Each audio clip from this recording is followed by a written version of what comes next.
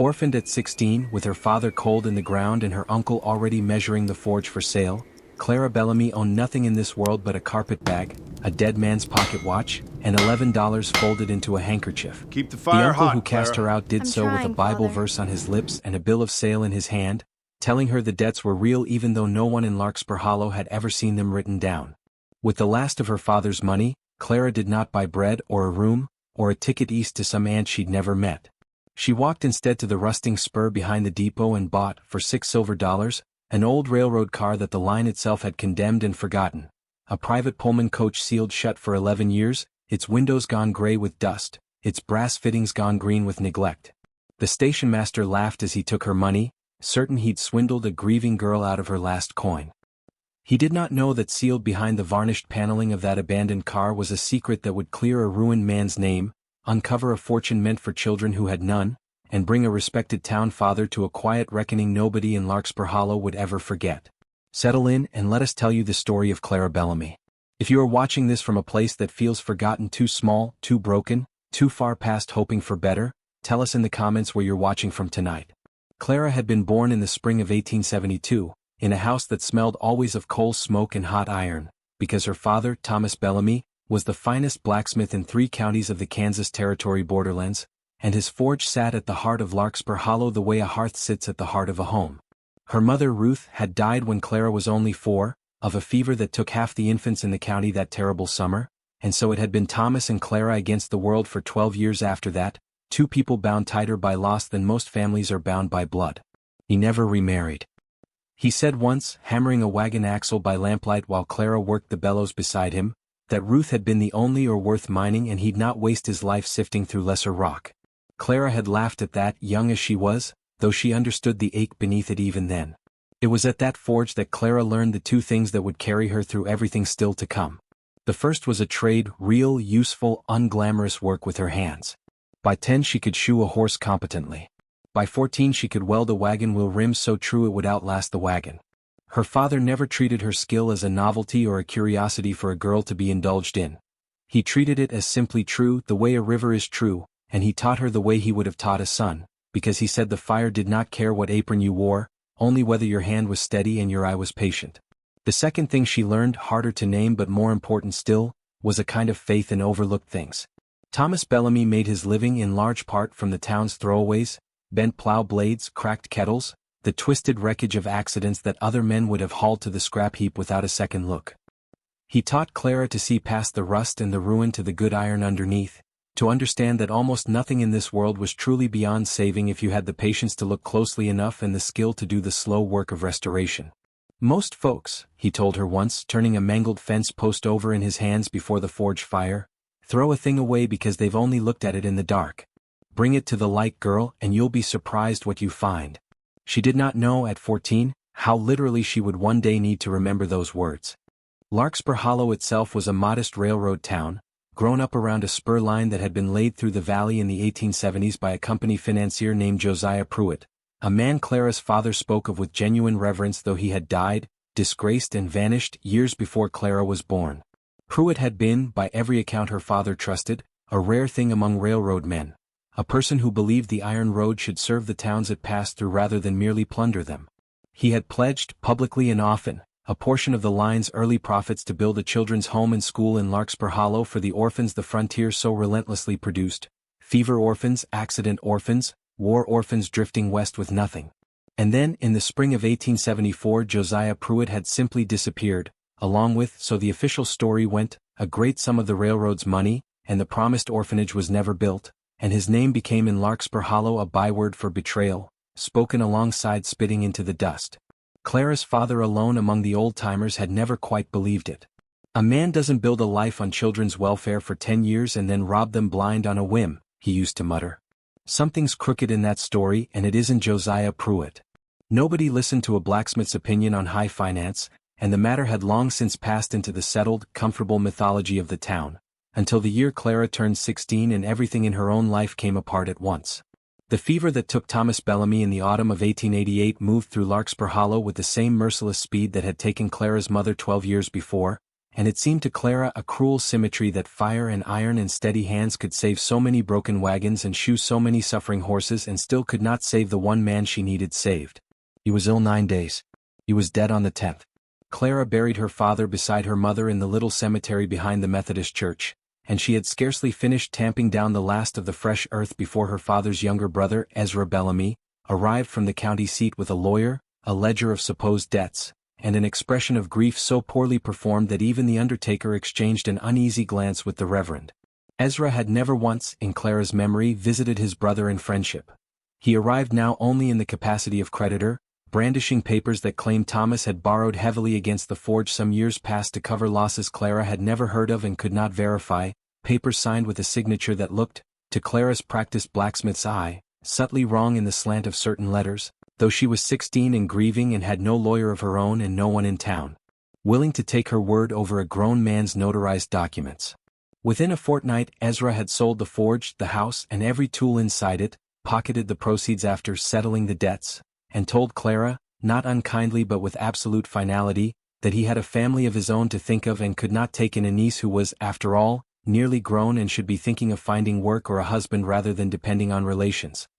He left her $11 from her father's own strongbox, which he called generosity, and departed on the afternoon train. Clara stood outside the forge that had been her whole world, watching a stranger's new padlock gleam on the door her father had built with his own hands, and she understood with a coldness that went beyond grief that she had exactly two choices. She could go humiliated to beg a room from some family who pitied her, becoming in an instant the town's charity case, an object of gossip and diminishing kindness until she was quietly married off or shipped off, or she could find some other way to stand on her own 2 feet, however unlikely that seemed. She had $11, a strong back, a blacksmith's steady hands, and her father's stubborn conviction that the world discarded good things too quickly and too carelessly. She thought of nowhere sensible to spend that money. She thought instead of the old railroad spur behind the depot, where for as long as she could remember an ancient private rail car had sat rusting on a dead length of track, fenced off, forgotten, the subject of children's dares and old men's warnings, said to have belonged, some claimed, to a company official from the disgraced days before the town soured on such men altogether. Nobody wanted it. Nobody had touched it in a decade. Aunt Clara, who had learned at her father's forge that the world's throwaways so often held more than anyone bothered to look for, walked straight from the empty forge to the depot and asked the station master, a heavy-set man named Obadiah Klein, what it would take to buy the wreck outright. Klein nearly wept laughing. The car, he told her, was slated for scrapping come spring regardless, its iron worth more as salvage than its intact shell was worth as anything, and he'd happily take $6 off a fool girl's hands today rather than wait for the railroad to authorize the breakdown crew, which might take another year of paperwork the way the company moved. He wrote her a bill of sale on the spot, still chuckling, certain he'd made the easiest $6 of his career, and handed Clara a great iron key that had hung, and used, on a nail in his office since before he'd taken the station master's post. Clara walked the 100 yards down the spur to the car with that key clenched in her fist and her remaining $5 folded once more into her father's handkerchief, and she stood a long moment before the derelict thing that was now, absurdly, entirely hers, feeling for the first time in weeks something other than grief, a small, stubborn ember of purpose, the way a forge fire looks when it has nearly gone to ash but is not quite dead yet. The car's door had rusted nearly shut, and it took the better part of an hour with a pry bar borrowed from Klein's own shed before it finally shrieked open on hinges that had not moved since the Grant administration. Inside, the air was thick with the particular smell of a place sealed too long, dust and mildew and old varnish, and beneath it something drier and older still, like paper long undisturbed. Sunlight through the grimy windows fell in long dusty shafts across a scene Clara had not expected. This had been no ordinary freight or work car, but a private coach, fitted once for a gentleman of means, with a built-in berth along one wall, a small iron stove bolted to the floor, a fold-down writing desk, and along the far end, a handsome run of built-in cabinetry with carved paneling gone dark with age, the kind of fine woodwork Clara had only ever seen in the parlor of the wealthiest family in the county. Someone had lived here once and lived here as if it were a real home rather than a rolling office, and Clara felt the strange, respectful hush a person feels stepping into a room that still belongs, in some sense, to whoever last occupied it. She spent her first days simply making the car livable, and it was hard, satisfying, familiar work, the kind her hands knew how to do without her mind having to fight through grief to direct them. She scrubbed the floors. She aired the moldering berth linens and burned what could not be saved. She got the little stove drawing properly again, a task no harder than fixing any of the bulky farm stoves she'd repaired 100 times at her father's side, and on the second night she slept in her own rail car, on her own straw pallet, warmed by her own fire, and she wept, but it was a different weeping than before, not only grief now but a fierce, surprised relief that she had not, after all, become anyone's charity case. It was on the fourth day, while she was prying loose a section of the built-in cabinetry that had swollen and warped with old water damage and no longer closed properly, that her crowbar caught not on wood but on something that gave a hollow, wrong sort of sound, and Clara, trained since childhood to trust her hands over her eyes when something in a piece of iron or wood did not ring true, stopped instantly and pressed her palm flat against the paneling, feeling for what her ears had already told her was there. Behind the handsome carved wood of that cabinet wall was not, as it appeared, the solid outer shell of the railcar. There was a gap, a space, a wall behind the wall. It took her the better part of a day, working carefully so as not to destroy whatever lay beyond, to find the catch, a cleverly disguised panel, sprung not by force but by a particular sequence of pressure on two carved rosettes that any casual observer would have taken for mere decoration. When the panel finally swung inward on hidden hinges, Clara found herself looking into a shallow compartment no larger than a steamer trunk laid on its side, and inside it, undisturbed by 14 years of dust and silence, lay a small iron strongbox, a bundle of oilcloth-wrapped papers tied with tarred twine, and tucked almost as an afterthought into the corner, a man's gold pocket watch engraved with initials that were not her own father's but that she would come, in the following weeks, to know as well as any name in the world, J.P. The strongbox was locked, but Clara had spent her whole life around locks that stubborn men had built to keep other stubborn men out, and by lamplight that same evening, working the mechanism with a bent hairpin and the same patient hands that had once coaxed reluctant bolts free at her father's forge, she felt the tumblers finally give. Inside, wrapped in oilskin against the damp, was a sum of gold and silver coin that made Clara's breath catch in her throat, more money, she was certain, than she had ever seen gathered in one place in her life, certainly more than the pittance her uncle had thought to leave her.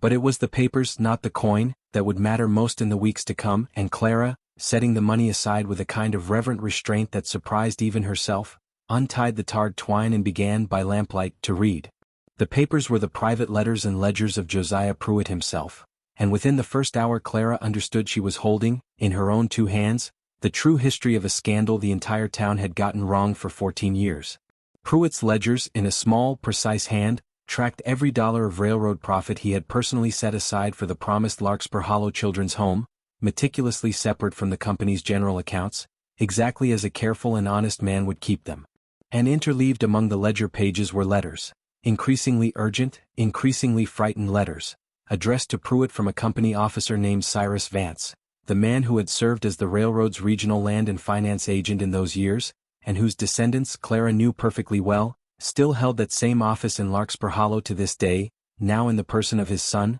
Councilman Randall Vance, one of the most respected men in town. The letters made plain, in Cyrus Vance's own increasingly panicked hand, that it was he, not Pruitt, who had quietly diverted company funds for years to cover his own gambling debts in the county seat, and that when an internal audit had at last threatened to expose him, Vance had conspired to shift the blame entirely onto Pruitt, forging documents, bribing a clerk to alter the company books, and finally, the last letter made this almost explicit, in language too careful to be anything but a threat, arranging for Pruitt to be run out of Larkspur Hollow under suspicion of theft before the truth could surface, while Vance himself quietly retained his position and his good name. Clara sat through that first night with the lamp burning low and the papers spread across the fold-down desk, piecing together, letter by letter, ledger line by ledger line, a story of a good man ruined to protect a bad one, and she understood, with a certainty that settled into her chest like the ember of her father's forge catching flame at last, exactly why Josiah Pruitt had hidden his strongbox and his true accounts behind a false wall in his own private railcar rather than trusting them to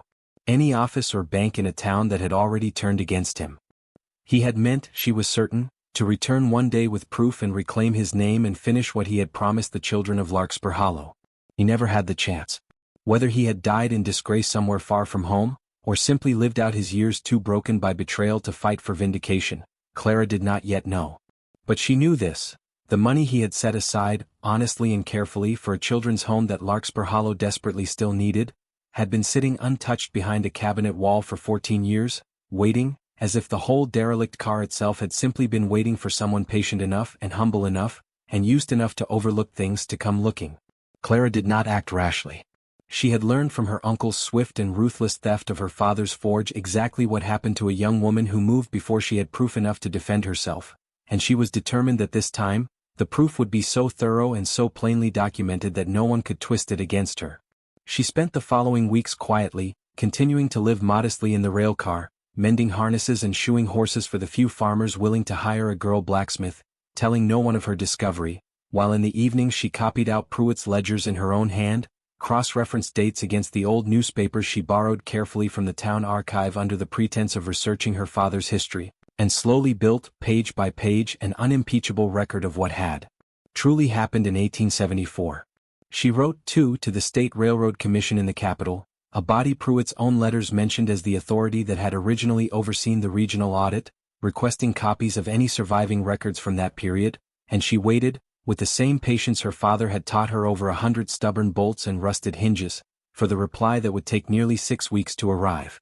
It was inevitable, in a town as small as Larkspur Hollow, that word would eventually travel of the strange discovery in the old rail car, and it began as such things do, in whispers. The depot hands who'd helped Clara clear debris noticing gold coin weighed carefully on her improvised scale, a careless remark by the county clerk who'd processed her commission inquiry, the ordinary porousness of small-town secrets. By the time Councilman Randall Vance came calling at the rail car himself, on a crisp evening in early winter, Clara understood immediately, from the studied casualness of his manner and the sharpness underneath it, that he already suspected far more than he was letting on. Vance was a smooth, prosperous man, well liked for his genuine civic generosity. He had, in fact, funded the town's new schoolhouse roof only the year before, a fact Clara found bitterly ironic given what she now knew of his father, and he came to her that evening not with threats but with an offer so reasonable sounding it took Clara a moment to recognize its danger. He would purchase the railcar back from her, generously, at 10 times what she had paid, no questions asked, cash in hand.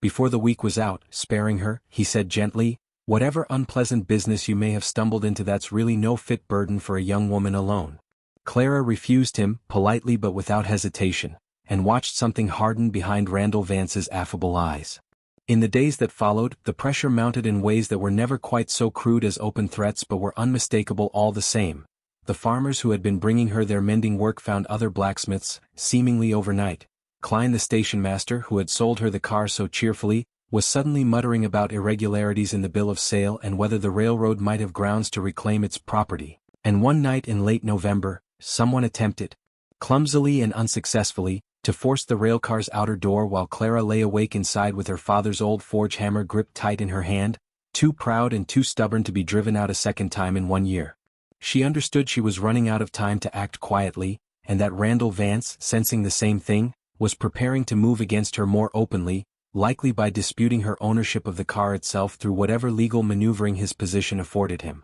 The commission's reply arrived on the 2nd of December, a thick packet of certified copies from the state's own railroad audit archive, and it confirmed, in the dry, unimpeachable language of official record, everything Pruitt's private ledgers had already told her. A formal 1874 finding buried and never publicized, that irregularities in the regional accounts traced specifically to falsified entries in Cyrus Vance's own hand, a finding that had been quietly set aside at the time when Vance's superiors, eager to avoid scandal and perhaps not unmoved by Vance family influence in the capital, had allowed the matter to be resolved instead by Pruitt's convenient and voluntary departure. With Pruitt's original ledgers, his private letters, and now the state's own corroborating record in hand, Clara had, at last, more than enough to act, and she chose to act not in a courtroom, where a girl of 16 with no family standing might still be outmaneuvered by a councilman's connections, but in the one place in Larkspur Hollow where truth, once spoken plainly, could not easily be taken back. The town hall meeting held every first Sunday of the month after church,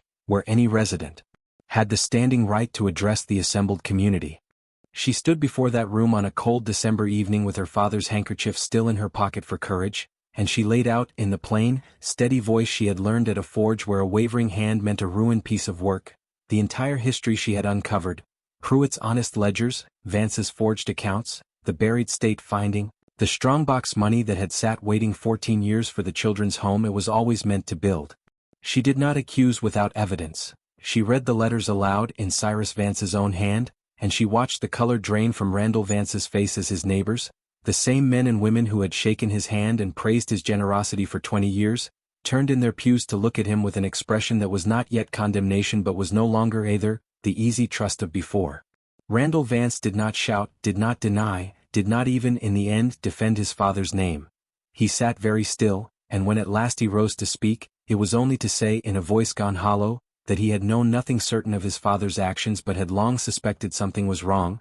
and had chosen, to his shame, comfort and standing over the truth. It was not a dramatic downfall. It was worse in its way, a quiet public unraveling of a reputation built on another man's ruin, and within the month Randall Vance had resigned his council seat and left Larkspur Hollow altogether, his family's long shadow over the town's affairs finally, gently, extinguished by nothing more violent than an honest accounting. What mattered more to Clara in the weeks that followed, was not Vance's disgrace but Josiah Pruitt's restoration, and it was this work she threw herself into with the same steady patience her father had shown at every stubborn piece of iron. She petitioned the town, with the commission's own findings as her proof, to formally clear Pruitt's name, and the same council that had once spat his name in scorn voted, in a nearly empty chamber on a gray January morning, to have his memory publicly and officially vindicated. She used the recovered strongbox funds, augmented, she insisted despite the town's protests, by every dollar of interest 14 years of railroad growth might reasonably be calculated to have earned,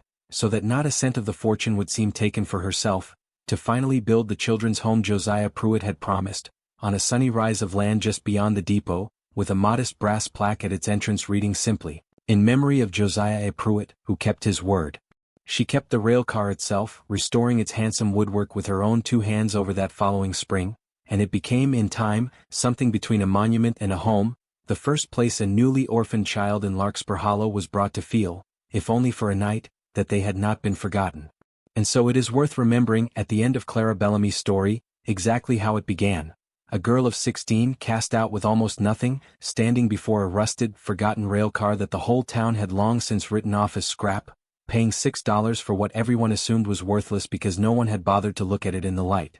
Her father had told her, at his forge, that most people throw a thing away because they've only looked at it in the dark, and Clara had carried that lesson with her not as a memory but as a practice, a discipline, a way of moving through a world that had been cruel to her. She did not find a fortune behind that wall because fortune favored her specially. She found it because she was the kind of person who still checked behind the wall at all, who trusted her hands and her patience over the easy verdict the world had already handed down, who understood, in her marrow, that overlooked things and overlooked people so often deserve a second closer look before anyone decides what they are truly worth. What was hidden in that railcar was never only gold. It was a good man's name, buried under someone else's guilt, waiting 14 years for a person patient enough to dig it back into the light. Thank you for spending this time with Clara's story and with us. If any part of it moved you, we hope you'll share it with someone who might need a reminder that value is so often hiding in plain sight, waiting only for someone willing to look closely. We'd love to know, is there a time in your own life when you found real worth in something, or someone, that everyone else had already written off? Tell us about it in the comments below. We read every one, and your stories often become the seeds of the next one we tell. Until next time, stay close.